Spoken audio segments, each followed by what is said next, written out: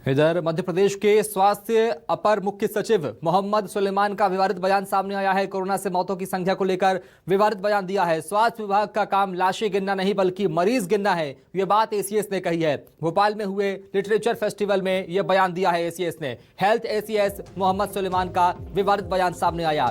भोपाल से बड़ी खबर आपको बता रहे हैं। अपर मुख्य सचिव मोहम्मद सुलेमान का स्वास्थ्य का बड़ा बयान सामने आया। स्वास्थ्य विभाग का काम लाशें गिनना नहीं बल्कि मरीज गिनना है, यह बात कही है अपर मुख्य सचिव ने मोहम्मद सुलेमान ने।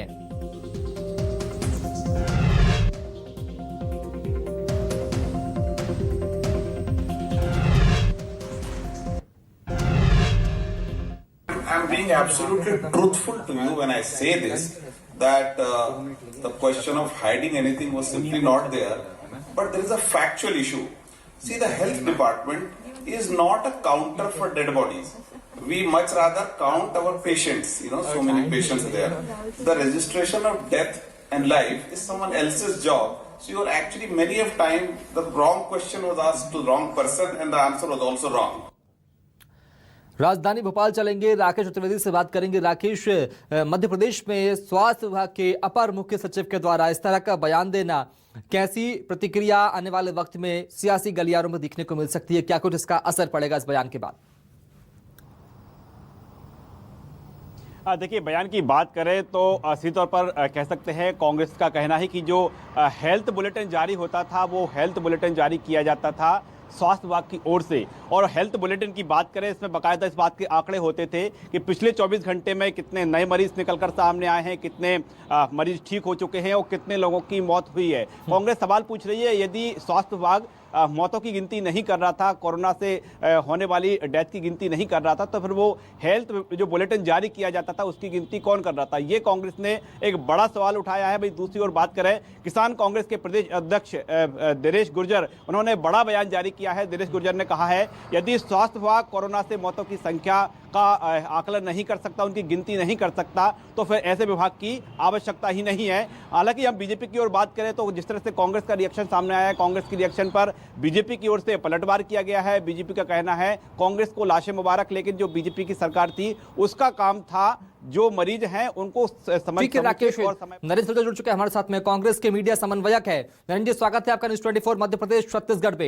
एक बयान आता है मध्य प्रदेश के वरिष्ठ आईएएस अफसर का कि एसीएस एमपी सरकार में स्वास्थ्य विभाग के, उनका बयान कि हमारा काम मौतों का गिनना नहीं जबकि मरीजों का गिनना है। कितना इत्तेफाक रखते हैं आप इस बयान से? सलूजा साहब। देखिए, उन्होंने कुछ गलत नहीं कहा। गलत इसलिए नहीं कहा है कि शिवराज सरकार में वो मुख्य स्वास्थ्य विभाग के प्रमुख थे और हमने देखा कि किस प्रकार कोरोना के कुप्रबंधन के कारण 2.5 लाख से अधिक लोगों की मौतें हुई। लोगों को इलाज, बेड, अस्पताल, ऑक्सीजन, जीवन रक्षक दवाइयां, रेमडेसिविर इंजेक्शन नहीं मिले और ये सारे अधिकारी अपने फोन बंद करके सोए रहे, अपना वीआईपी परिवार का इलाज कराते रहे, अपने परिवारों को, अपने मिलने वालों को, अपने रिश्तेदारों को इंजेक्शन, बेड, अस्पताल उपलब्ध कराते रहे। जनता त्रस्त रही, त्राही करती रही, जनता दर दर भटकती रही, तड़प तड़प के मौत होती रही। और इन्होंने उस समय यही काम करा। इन्होंने लाशें गिनने का काम नहीं करा। इन्होंने तो सिर्फ मरीजों का कैसे झूठा इलाज हो, मरीजों के इलाज के नाम पे कैसे फर्जीवाड़ा हो, अस्पतालों से कैसे टाई अप हो, लाखों रुपए का उनको भुगतान हो, व्यापम घोटाले वाले अस्पतालों को, यही काम किया। जी, आपके पास में राकेश शर्मा जुड़ चुके हैं, बीजेपी का पक्ष रखेंगे। राकेश शर्मा जी, हेल्थ विभाग के एसीएस का यह बयान कि हमारा काम मौतों का आंकड़ा गिनना नहीं है, मरीजों की संख्या गिनना है, कितना इत्तेफाक रखेंगे? कैसी प्रतिक्रिया आपकी इस बयान के बाद?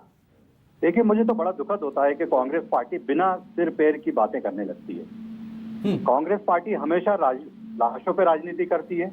वो भारतीय जनता पार्टी विकास की बात करती है। भारतीय जनता पार्टी जो मरीज हैं उनको अच्छा इलाज कैसे उपलब्ध हो सके उसकी व्यवस्था करती है। कोरोना काल में कैसे लोगों को ऑक्सीजन उपलब्ध हो सके, कैसे दवाई उपलब्ध हो सके, कैसे बेडों की संख्या बढ़ाई जा सके, कैसे डॉक्टरों की संख्या बढ़ाई जा सके, इस पर पूरा भारतीय जनता पार्टी का फोकस था।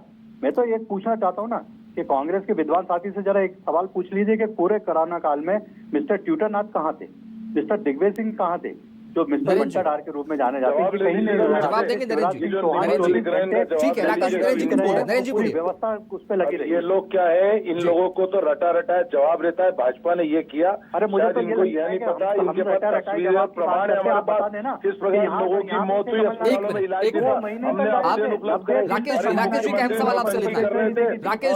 राकेश जी, एसीएस मोहम्मद सुलेमान का ये बयान घूम के गोले बना रहे थे, ये नौटंकीबाज लोग इवेंट कर रहे थे, उस समय भी शारीरिक दूरी का इंदौर के 56 मार्केट में ड्रामा कर रहे थे और ये कह रहे हैं कि लोगों को हमने इलाज उपलब्ध कर। अरे कमलनाथ जी कहा थे तो सुन लो, कमलनाथ जी ने पूरे प्रदेश में ऑक्सीजन उपलब्ध कराई, पूरे प्रदेश में रेमडेसिविर कंपनी से बात करके उपलब्ध कराए, पूरे प्रदेश में जीवन रक्षक दवाइयां उपलब्ध कराई। आपके मुख्यमंत्री ने खुद फोन करके उनसे सहायता मांगी, आपके मुख्यमंत्री ने फोन करके सहायता मांगी, उन्होंने ऑक्सीजन उपलब्ध कराई आपके मुख्यमंत्री के आग्रह पे।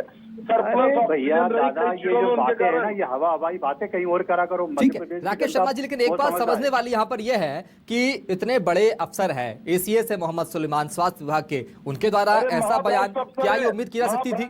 पूरी सरकार मुझे तो ये बताइए ना, एसीएस ने क्या करा? ये बताइए ना, सरकार की प्राथमिकता होता है कि मरीजों को उचित इलाज मिले, उचित दवाई मिले, अस्पताल में समुचित व्यवस्था, ये सरकार की जिम्मेदारी है ना, और उसका निर्वहन सरकार कर रही थी।